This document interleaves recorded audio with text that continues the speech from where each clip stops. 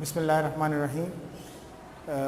हमारे पास first year accounting में MCQs continue हैं और ये वीडियो लेक्चर्स हम आपकी खिदमत में पेश कर रहे हैं और मैं यहाँ पर अकाउंटिंग के लेक्चर्स टॉपिक वाइज आपके लिए जो है वो तैयार कर रहा हूँ और ये जो टॉपिक वाइज हैं इससे आपको समझने में थोड़ी आसानी होगी और इसके बाद इंशाल्लाह हम कोशिश करेंगे कि इनको मिक्स करके और कंबाइंड करके तमाम टॉपिक्स को फिर उसके बाद MCQs की कुछ क्लासेस रखी जाएं ताकि हमें इस बात का अंदाज़ा हो सके कि हम MCQs को किस हद तक समझ पा रहे हैं। ठीक है, और आज जो हमारे पास टॉपिक है वो है bank reconciliation statement.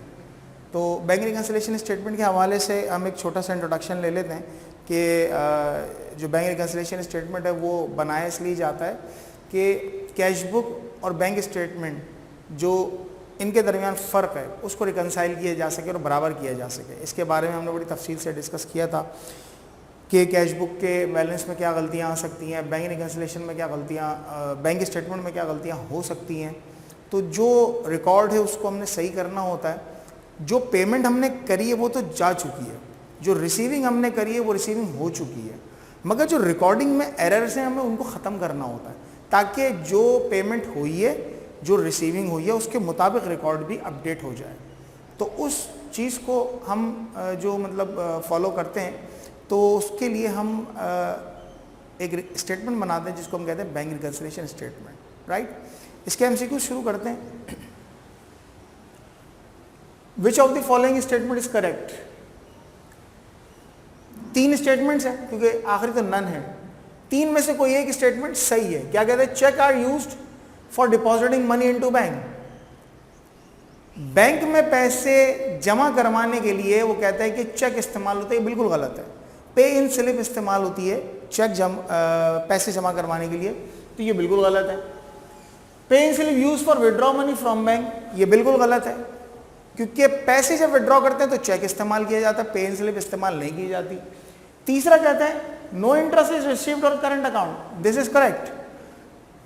Current account पर कोई इंटरेस्ट रिसीव नहीं होता, इंटरेस्ट अलाउड नहीं होता, तो यही हमारा बेस्ट ऑप्शन हो जाएगा।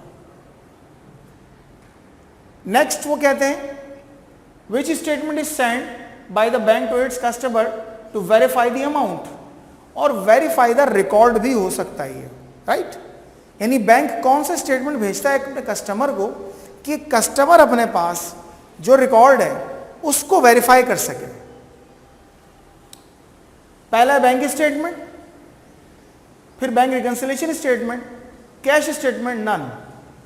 तो इसका जो आंसर है वो है बैंक स्टेटमेंट। बैंक की तरफ से बैंक स्टेटमेंट आता है,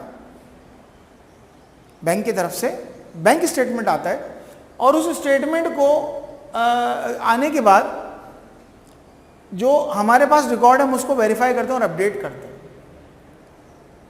नेक्स्ट बोलते हैं credit balance of bank column of cash book.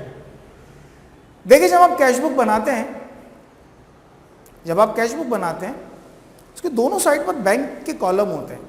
उस बात का यह मतलब होता है कि जो ट्रांजैक्शन आपने बैंक में डलवाई हैं या बैंक से निकलवाई हैं उसका रिकॉर्ड आपके पास मौजूद है। यानी अगर आपके पास डेबिट साइड पर बैंक के कॉलम में आ रहा है 50,000 की अमाउंट, इसका मतलब यह है कि बैंक के पास भी वो इसी जगह पर 50,000 ही आना चाहिए, तो वो रिकॉर्ड को वेरीफाई करते हैं। यहाँ वो बोलते हैं कि credit balance of bank column of cash book. Bank column जो है कैश बुक में, यानी बैंक का जो स्टेटमेंट का कॉलम है उसके क्रेडिट बैलेंस का क्या मतलब है? Bank balance, cash balance, bank overdraft और कैश ओवरड्राफ्ट। तो यकीनन ये जो क्रेडिट बैलेंस होता है इसको बोला जाता है हमारा ओवरड्राफ्ट है। तो इस तरह बैंक ओवरड्राफ्ट जो है वो हमारा बेस्ट आंसर है।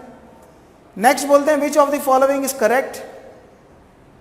Bank reconciliation is a journal, bank reconciliation is a ledger, bank reconciliation is a statement, none. Definitely bank reconciliation जो है हमारा स्टेटमेंट है। इस स्टेटमेंट की सूरत में हम बनाते हैं और उसके बाद वेरीफाई करते हैं अपने ट्रांजैक्शंस को। नेक्स्ट,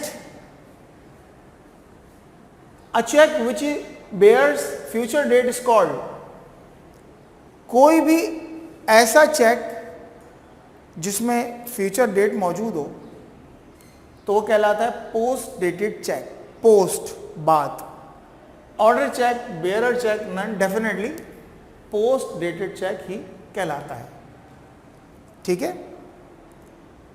पोस्ट डेटेड का मतलब यानी जो बाद में आने वाली तारीख है। और मैं आपको एक बात और बता दूं कि बैंक जो अपने पास ऑनर करता है चेक्स को, ऑनर करने का मतलब होता है एक्सेप्ट करता है चेक्स को, वो जिस तारीख का चेक लिखा हुआ है कम से कम वो तारीख हो और उससे के बाद की आगे की 6 महीने का टाइम पीरियड।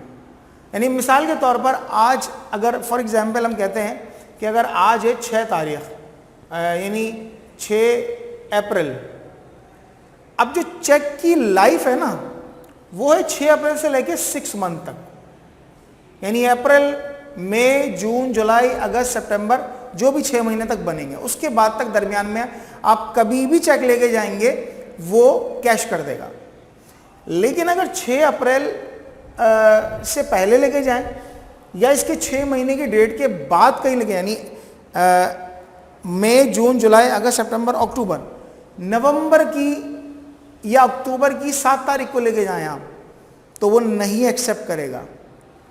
ठीक है, तो इसलिए हमें इस बात का ख्याल रखना ज़रूरी होता है कि जो चेक दिया जा रहा है वो चेक किस तारीख का है, क्या पिछली किसी तारीख का है, आगे की कोई तारीख है, तो वो तारीख बड़ी इंपॉर्टेंट होती है उस पर्टिकुलर टाइम पीरियड में। इसलिए पोस्ट डेटेड चेक ही हमारा कहलाएगा। आगे बोलते हैं limit granted to bank by bank to its customer to withdraw money in excess of its bank balance. यानी एक लिमिट जो अलाउ की जाती है, वो लिमिट जो आपने अलाउ करी है किसी भी कस्टमर को उस बैंक बैलेंस के अमाउंट की हद तक। फॉर एग्जाम्पल एक कस्टमर के पास 70,000 रुपए बैंक में पड़े हुए हैं, अब उसको पेमेंट करनी है 1 लाख रुपए की। ठीक है, तो 70,000 रुपए तक तो वो अपनी बैंक से कर सकता है क्लियर, मगर मजीद 30,000 रुपए उसके पास डेफिशिएंसी है। वो जो 30,000 रुपए इजाफी उसको चाहिए होंगे वो बैंक से रिक्वेस्ट करेगा। वो यही बात यहाँ बोल रहा है कि लिमिट ग्रांटेड, जो लिमिट है वो लिमिट उसकी वहाँ तक की है। अब उसके बाद जो इजाफी पैसे हैं तो वो बैंक उसको प्रोवाइड कर देता है, तो वो दरअसल कहलाती है हमारे पास ओवरड्राफ्ट लिमिट। ठीक है, यानी ओवरड्राफ्ट कहलाता है इजाफी तौर पर जो पैसे लिए जाते हैं आपके बैंक बैलेंस से इजाफी अमाउंट। ठीक है, इजाफी अमाउंट। आगे चलते हैं। Bank reconciliation statement is prepared to reconcile. Bank reconciliation statement जो हम प्रिपेयर करते हैं किस चीज को रिकंसाइल करने के लिए करते हैं? Cash column of cash book with bank column, cash column of cash book with bank statement, bank column of cash book with bank statement. Cash book में भी बैंक कॉलम होता है, उसको हम जो बैंक स्टेटमेंट मंगवाते हैं उससे वेरीफाई करते हैं। तो दरअसल इसका यही ऑप्शन बेस्ट ऑप्शन है। आगे चलते हैं। Favourable balance of cash book means, यानी favourable balance of cash book का क्या मतलब है? Debit balance of cash book, credit balance of cash book, debit balance of bank, credit balance of bank. पहली बात तो ये दिमाग में रख लीजिए, फेवरेबल का मतलब होता है पॉजिटिव। फेवरेबल का मतलब होता है पॉजिटिव, पॉजिटिव यानी डेबिट। तो जो कैश बुक का डेबिट बैलेंस है दरअसल यही बेस्ट ऑप्शन है। अच्छा, नेक्स्ट बोलते हैं cheque given by customer but not honour by their bank. यानी एक कस्टमर चेक लेकर बैंक में गया और बैंक ने उसको एक्सेप्ट करने से इनकार कर दिया, ऑनर करने से इनकार कर दिया कि भाई नहीं चाहिए, हम इसमें कोई गलती है। वो गलतियां मुख्तलिफ किस्म की हो सकती हैं। अच्छा, तो वो क्या कहलाएगा? Outstanding cheque, dishonour cheque, cross cheque या ऑर्डर चेक। डेफिनेटली उसका ऑप्शन है डिसऑनर चेक। अभी जो डिसऑनर होता है इसकी कई वजूहात हो सकती हैं। हो सकता है सिग्नेचर की गलती हो सकता है डेट की गलती हो हो सकता है amount in figures, amount in words में मिस्टेक हो। अमाउंट इन फिगर्स में लिखा हुआ है 1 लाख और अमाउंट इन फिगर्स में लिखा है 1 लाख और अमाउंट इन वर्ड्स में लिखा हुआ है 150,000, दोनों में फ़र्क है। इसी तरह कोई और भी गलती हो सकती है।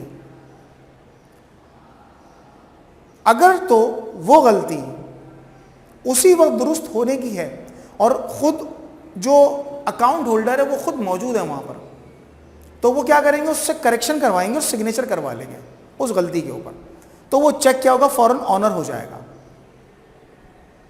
लेकिन अगर कोई गलती ऐसी है कि जो चेक लेके गया हुआ है बंदा वो अकाउंट होल्डर भी नहीं है लेकिन गलती भी है उसके अंदर, तो क्या होगा, वो चेक बैंक के काउंटर से वापस कर दिया जाएगा। जब वो वापस कर दिया जाएगा तो डेफिनेटली उसको हम बोलते हैं कि डिसऑनर हो जाना, राइट। तो इस तरह ये हमारा एमसीक्यूज़ का जो सिलसिला है वो यहाँ पर आके रुक जाता है। जो एमसीक्यूज़ हमने यहाँ पर अभी आपसे डिस्कस किए हैं उनमें हमने कोशिश ये की है कि आपको कॉन्सेप्चुअल चीज़ों को बताया जा सके, और हम इस बात की उम्मीद करते हैं कि आप घर पर इसकी प्रैक्टिस करेंगे और कुछ मुश्किल या परेशानी आएगी तो आप हमसे रब्ता करेंगे। आपके पास जो भी अवेलेबल मटेरियल है उससे एमसीक्यूज़ को तैयार करें ताकि जो भी मुश्किल या परेशानी आए वो इम्तिहान से पहले तक आप हमसे डिस्कस कर सकें। इंशाअल्लाह आपसे मुलाकात होगी अगली वीडियो में। अस्सलाम वालेकुम।